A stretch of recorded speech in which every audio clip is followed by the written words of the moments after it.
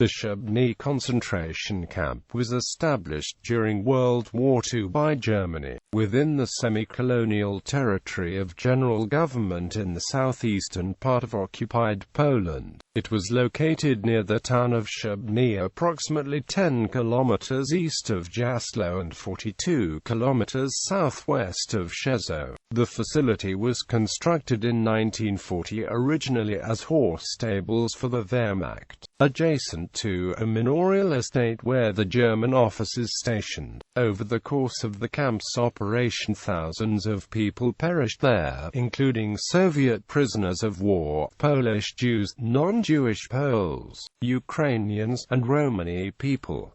The charred remains of the camp were entered by the Soviets on 8 September 1944.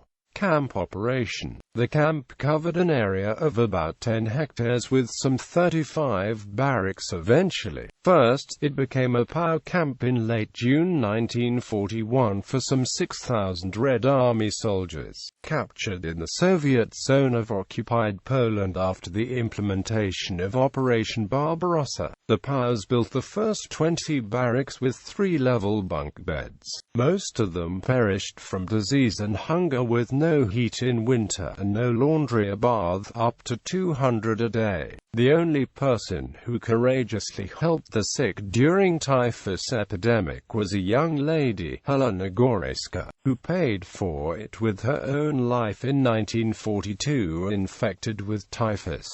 Some other locals also offered foodstuffs. In the spring of 1943, the camp was reinstated as concentration camp for Poles, Jews, Ukrainians, and Gypsies. The first new prisoners arrived in Holocaust trains from the Jewish ghettos liquidated across occupied Poland.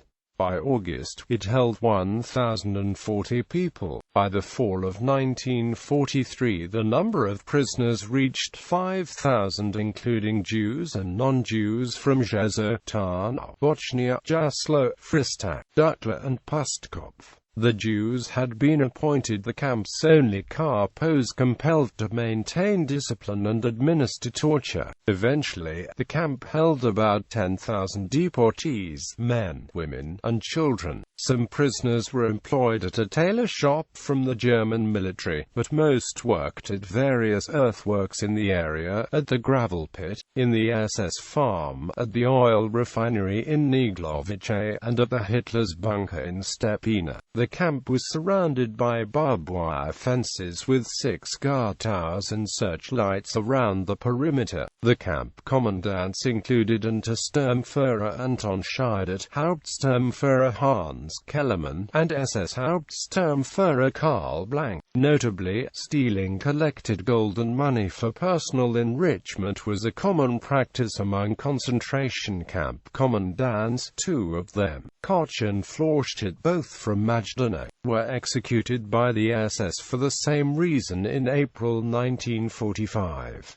Through the whole existence of the camp, the commandants resided in the Goreski manor, holding wild drinking parties for the SS several times a week and trapping scores of attractive Jewish and non-Jewish housemaids. Camp liquidation. In August 1943, the Jews were separated from the rest of prisoners in a special Jewish zone on the north side of the camp behind a barbed wire fence. Subsequently, almost 2,000 were murdered in mass executions at the Dobrokowa forest nearby in the fall and winter of 1943, on the orders of SS Hauptsturmführer Amen Goeth from Plazow. Some 700 Jews were killed in one day on the 22nd of September 1943, forced to undress. The bodies were incinerated on site by the end of the month.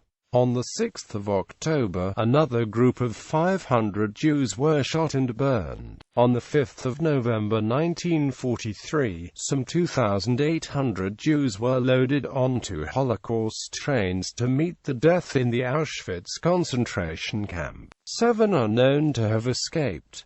By February 1944, only 80 Jews remained in the camp.